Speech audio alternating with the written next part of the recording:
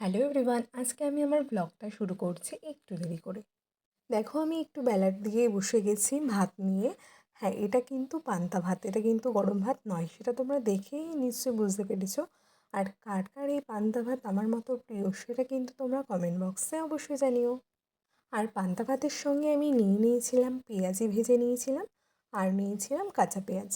খাওয়া দাওয়া সেরে আমি চলে গেছিলাম বেসিনটা আজকে একটু পরিষ্কার করবো, এই জন্য বেশ একটু নোংরা হয়ে গেছিলো বেসিনটা। এই জন্য ভাবলাম যে তাড়াতাড়ি করে পরিষ্কার করে নিই।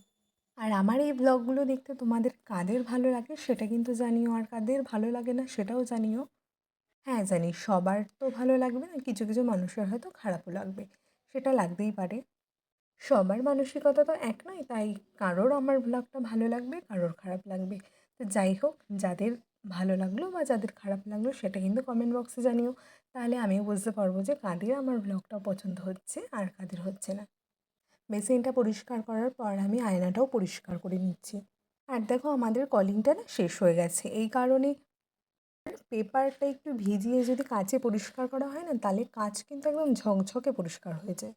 যখনই আমাদের বাড়িতে কলিংটা শেষ হয়ে যায় তখনই আমি ঠিক আয়নাগুলো এইভাবে পরিষ্কার নিই। তো এইটা কিন্তু একটা দারুণ আমি তোমাদের টিপস দিলাম, অনেকেই হয়তো জানো, আবার অনেকেই হয়তো জানো না। যারা জানো না তারা তাহলে আজকে থেকে জেনে গেলে, তবে বাড়িতে কলিং না থাকলেই তোমরা কিন্তু একটা পেপার নিয়ে সেটাকে ভিজিয়ে আয়নাগুলোকে ভালো করে পরিষ্কার করতে পারবে। তারপরে দুপুরবেলায় রান্না করেছিলাম একটু আলু ভাজা, আর তারপরেই করেছিলাম ডাঁটা আর 2-3 রকমের সবজি দিয়ে একটা তরকারি। এরপর আমি একটু কিছু কাজ ছিল সেটা নিয়ে বসে পড়েছিলাম। আমার স্টুডেন্টদের সামনেই ড্রয়িং এক্সাম, এই কারণে ওদের ব্যাগের সমস্ত নাম, রোল নাম্বার সমস্ত কিছু লিখতে হচ্ছিলো, সেটা নিয়ে আমি বসে পড়েছিলাম। সমস্ত কিছু তাড়াতাড়ি কমপ্লিট করে ওদের দিতে হবে, এই জন্য। তারপরে আমি স্নান টান সেরে এবার দেখো তোমাদের একটা জিনিস দেখাচ্ছি। সেটা হলো একটা প্রজেক্টের মানে ফ্রন্ট পেজে কিছু ডিজাইন করেছিলাম, এটাও আমার একটা স্টুডেন্টেরই। স্নান টান করে আসার পর হাতে আধ ঘন্টা টাইম ছিল, কারণ আধ ঘন্টা পরেই আমার স্টুডেন্টরা পড়তে চলে আসবে।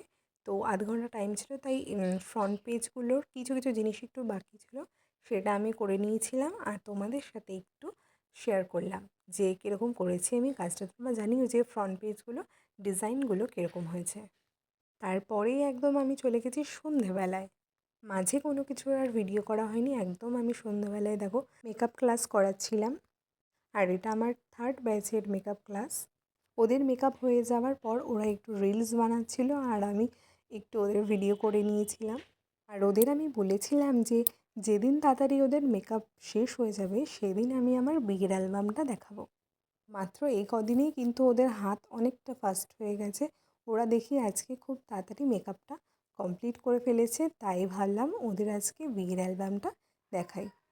তো ওরাও অনেক দিন ধরে বলছিল যে আমার বিয়ের অ্যালবামটা দেখবে, তো আজকে যখন সময় আছে ভাবলাম আজকেই দেখাই।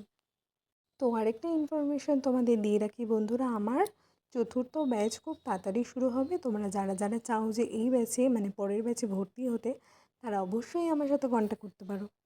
তারপরে তো ক্লাস শেষ হয়ে গেল, ওরা চলে গেল বাড়ি, আর এদিকে আমার মেকআপ প্রোডাক্টের অবস্থা তো একদম খুবই খারাপ অবস্থা, ছন্ন ছাড়া একদম সমস্ত কিছু আবার ভালো করে গুছিয়ে রাখতে হবে। যখন আমি মেকআপ করাতে যাই তখন আমার আবার এই চাপটা থাকে না যে অতক্ষণ দাঁড়িয়ে সাজানোর পরে আবার মেকআপগুলোকে ঠিক মতো গোছাতে হবে, যেহেতু মা থাকে তাই জন্য মাই সবটা গুছিয়ে দেয়। যাই হোক, আমার মোটামুটি সমস্ত কিছু গোটানো কমপ্লিট। তো আজকের মতো এইটুকুনি, দেখা হচ্ছে আমার অন্য কোনো ব্লগে। আর এইটুকুনি বলি, সবার কীরকম লাগলো সেটা তোমরা আমাকে কমেন্ট বক্সে অবশ্যই জানিও। আজকের মতো টাটা।